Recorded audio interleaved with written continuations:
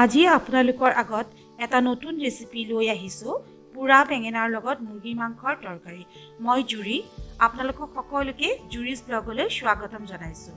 আহকচোন আমি চাওঁ কি লাগে। এয়া মুৰ্গী মাংস লৈছোঁ 750 গ্ৰাম, 3টা মিডিয়াম সাইজৰ পিঁয়াজ মই এনেদৰে কাটি লৈছোঁ, আদা 1 ইঞ্চ লৈছোঁ, 15 ফুটা নহৰু আৰু 8টামান জলকীয়া একেলগে মই গোটেইখিনি বটি ল'ম। 2টা আলু এনেদৰে কাটি লৈছোঁ আৰু ইয়াত ধনিয়া পাত মই কাটি ল'ম। এটা ডাঙৰ সাইজৰ বেঙেনা লাগিব, এই বেঙেনাটো আমি পুৰি ল'ম।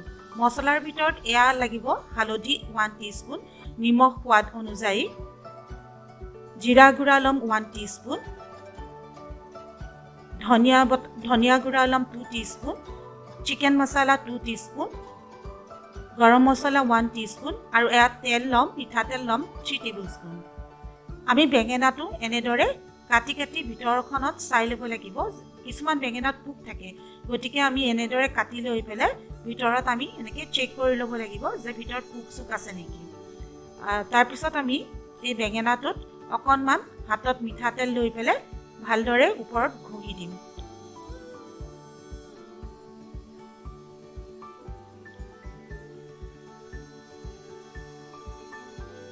এনেদৰে চাৰিওফালে তেল ঘঁহাৰ পিছত আমি এয়া বেঙেনাটো জুইত পুৰি ল'ম। আনফালে মই ইফালে কেৰাহী এটা পাতি দিছোঁ।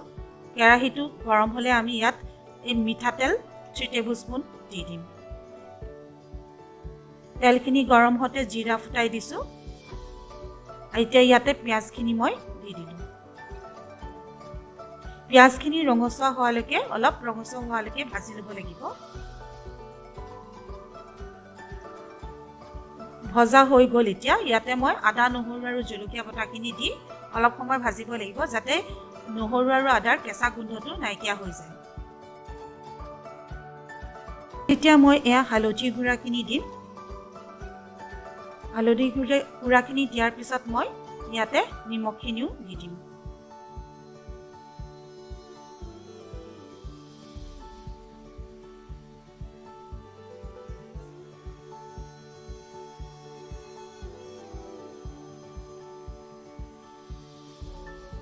এয়া জিৰা গুড়া দিলোঁ। জিৰা গুড়াৰ পিছত এয়া মই ইয়াত ধনিয়া গুড়া দিছোঁ। অলপ দেৰি লৰাই ল'ম এনেকৈ।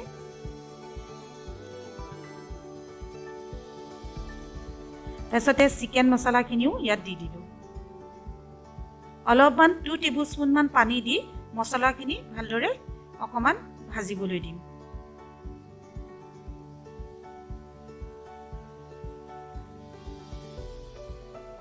মই এখন ঢাকন মাৰি মছলাখিনি ভাজিবলৈ দিম, যাতে তেলটো মছলাখিনিৰ পৰা ছেপাৰেট হৈ যায়। এয়া মোৰ সময়টো হৈ গ'ল। এতিয়া চাওকচোন, এই ধুনীয়াকৈ তেলখিনি ওপৰত উপঙি উঠিছে, তাৰমানে মছলাখিনি ভজা হৈ গৈছে। এতিয়া মই ইয়াতে চিকেনখিনি দি দিম।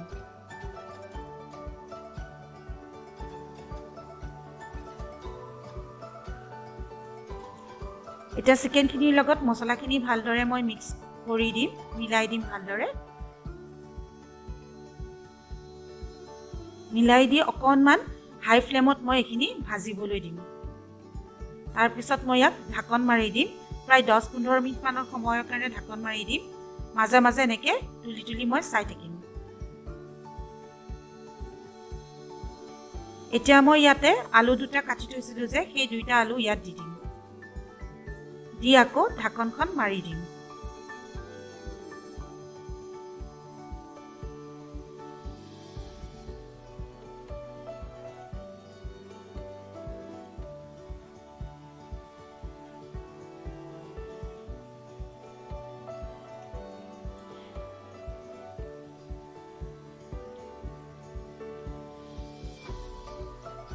মই যিটো বেঙেনা পুৰি লৈছিলোঁ, সেই বেঙেনাটো মই ভালকৈ বাকলি গুচাই তাক পিটিকা কৰি লৈছিলোঁ। সেই বেঙেনাখিনি এতিয়া মই এই মাংসখিনিত দি দিম। আৰু মাংসখিনি দি পুৰা বেঙেনাটো পিটিকাখিনি দি ভালদৰে অলপ সময় ভাজি ল'ম।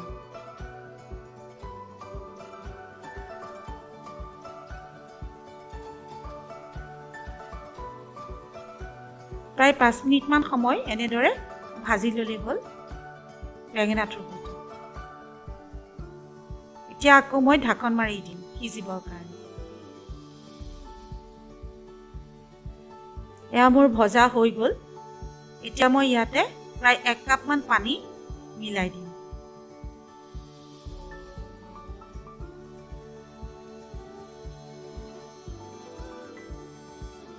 পানীখিনি ভালদৰে মাংসৰ জোল তৰকাৰীখিনি ভালদৰে উতল আহিব দিলে হ'ল। উতল অহাৰ পিছত আমি মাংসখিনি এতিয়া গৰম মছলা দি দিম আৰু লাষ্টত ধনিয়া পাতখিনিও দি দিম ইয়াতে। মোৰ মাংস তৰকাৰী ৰেডি হৈ গ'ল।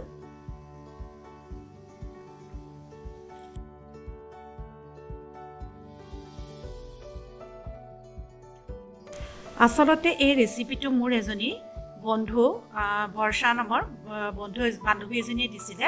খাই বৰ ভাল পালোঁ। আপোনালোকে ট্ৰাই কৰিবচোন, কেনেকুৱা পালে মোক জনাব।